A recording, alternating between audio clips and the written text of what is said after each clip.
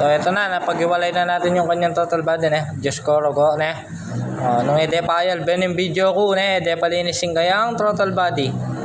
Yan coconut na. So ini nung ede papanal bening video ko kaya taong pa maglinis total body puro ko palinis ning kaluguran. Ayan katuling na Diyos ko sama ka na kapin gawin nyo naman ng idol screw bisa rane bus Diyos ko yan naman naman po dapat makanini pa-check yung mo rin kasi apro ko ayal ben yung kaluguran tam video ko katuling na kalampilatan